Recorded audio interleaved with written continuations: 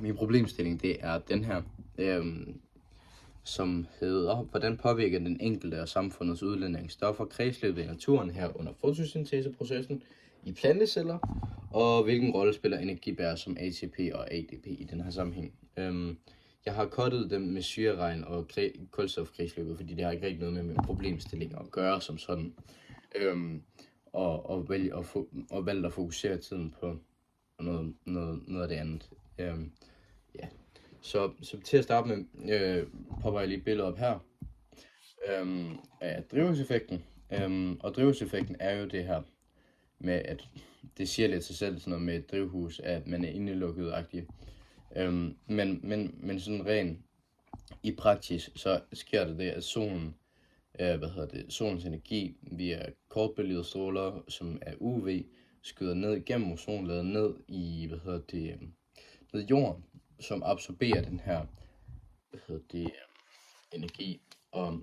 Og det ville være fint, hvis de her langbølgede stråler, som så skyder tilbage, de bare vil gå direkte op igennem ozonlaget igen, så vil den hedde 100 ned, 100 ud, og danne en gennemsnitstemperatur på sådan noget 15 grader eller sådan et eller andet.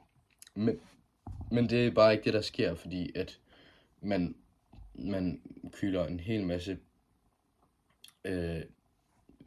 drivhusgasser ud i form af metan, vanddamp, lattergas og CO2. Så de her drivhusgasser, de bliver opvarmet, og så skyder de til alle sider, og derfor er det ikke alle sammen, der ryger ud. Så derfor er der en større samling af energi og varme i vores system. Men CO2, det er den, man snakker mest om. Det bliver dannet af fossile brændstoffer, der bliver brændt og danner de her CO2.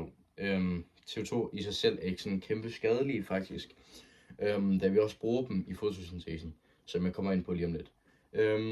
Så er der, CH4, metan, som bliver udledt af husdyr. Og så er der kunstgødning, lattergas, som er 300 gange stærkere end CO2. Og jeg ved ikke, om jeg fik sagt det, men metan er 30 gange stærkere end CO2. Men derfor snakker man stadig mest om CO2, fordi der bliver produceret så meget af det. Og så var det med fotosyntesen. Det kommer jeg til nu her. Igen, hele mit ansigt bliver bare sløret af hele fremlæggelsen, fordi ja, jeg gerne vil vise jer modeller og ting og sager. Men hvad er fotosyntesen egentlig? Det er jo det at sætte lys sammen det at sætte noget sammen ved hjælp af lys. Og det sker i grønkornet, i en plante. Og til en fotosyntese skal man bruge CO2, som er i luften. Det er 0,038% af luften, der er CO2. Og så skal man bruge vand nede fra grunden. Og så danner man den her proces, hvor man har de her CO2 og H2 og lys. Det danner til sammen C6H12O6, som er glukose og O2.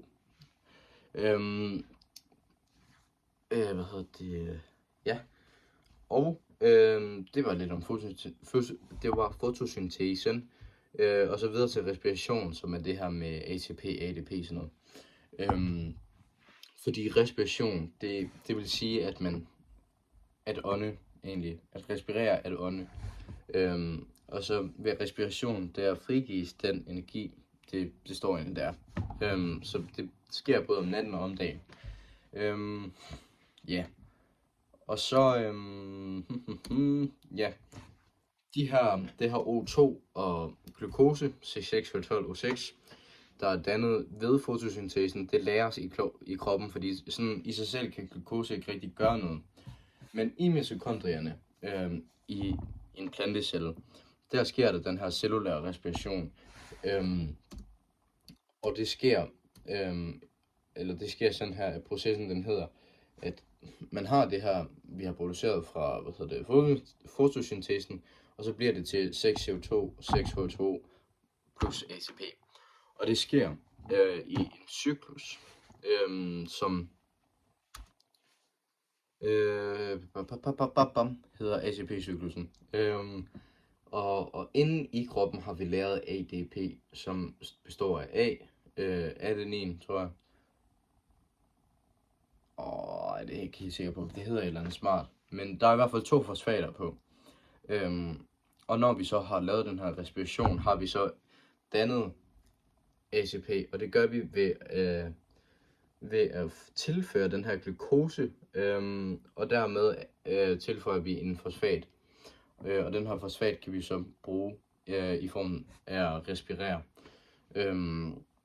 Og når vi så har frigivet den her fosfat igen, frigivet energien igen, så er vi tilbage til ADP. Sådan hurtigt sagt, at det sådan ATP-cyklusen foregår. Så nu snakker om, hvordan fotosyntesen den bliver berørt af de her klimaforandringer. Fordi et eller andet sted vil man nok godt kunne argumentere, eller det kan man jo ikke rigtigt med det, jeg fortæller nu, argumentere for, at det vil bare skabe mere fotosyntese, fordi at man bruger CO2 i fotosyntesen. Men der er også en hel masse forhold, eller en masse krav, man skal stille, før man kan lave fotosyntese.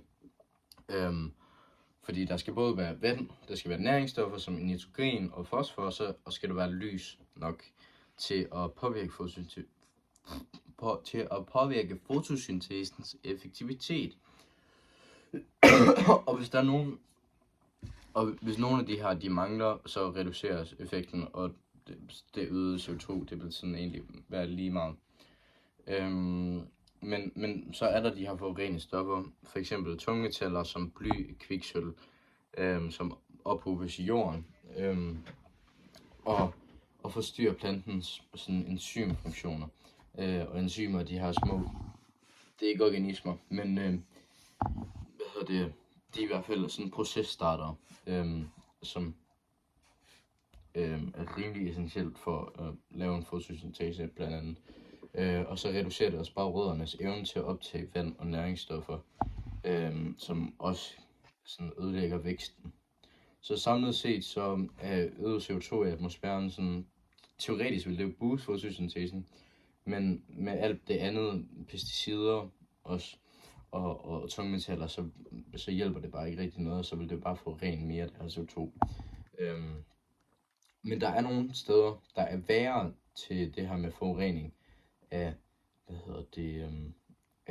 af jorden end andre. Især sektorer.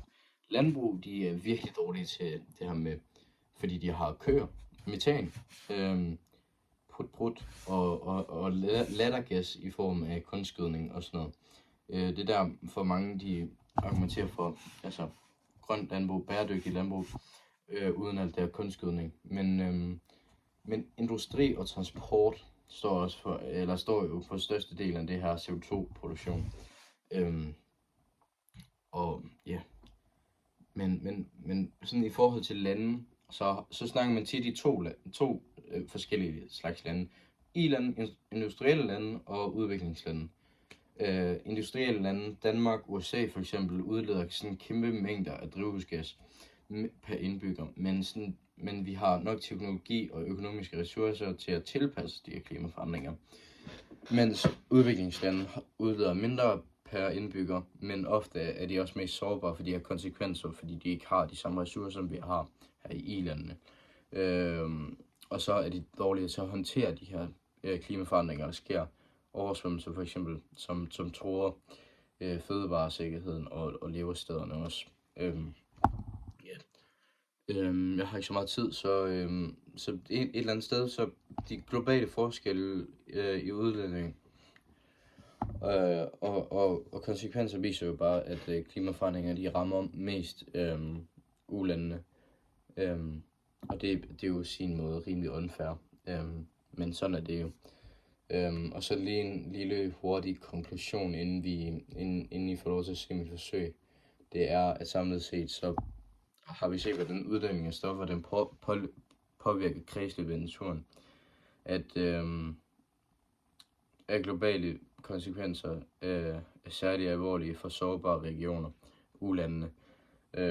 Og måden man kan forhindre sådan noget her, det er vel bare at overgå til vedvarende energi, solceller og vindmøller, og reducere brugen af pesticider og kunstgødning ved at stoppe konventionelt landbrug, bevare skove, som optager CO2 gennem fotosyntesen og sådan noget her. Og så ved jeg godt, at jeg er gået over tid, men jeg kan ikke forkorte det mere. Så her er mit forsøg også.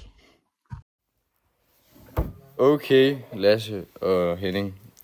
Mit forsøg, det er, at jeg vil teste, hvordan CO2 påvirker vandets surhedsgrad. Og ja, så til at starte med, så dypper jeg et pH-papir i vandet. Ser, hvilken farve den har. Min hypotese er, at den bliver 7, sådan rimelig neutral. Og bagefter så puster jeg så CO2 ned i, for at simulere, hvordan det er i den virkelige verden, når vandet bliver forurenet.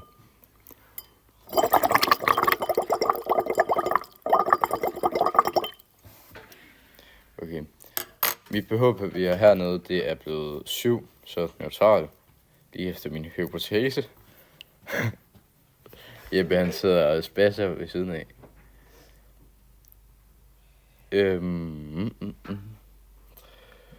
Ja, min hypotese, det var, at hvis jeg havde pustet CO2 ned i vandet, at det så ville ændre på surhedsgraden, i og med CO2 er en drivhusgas.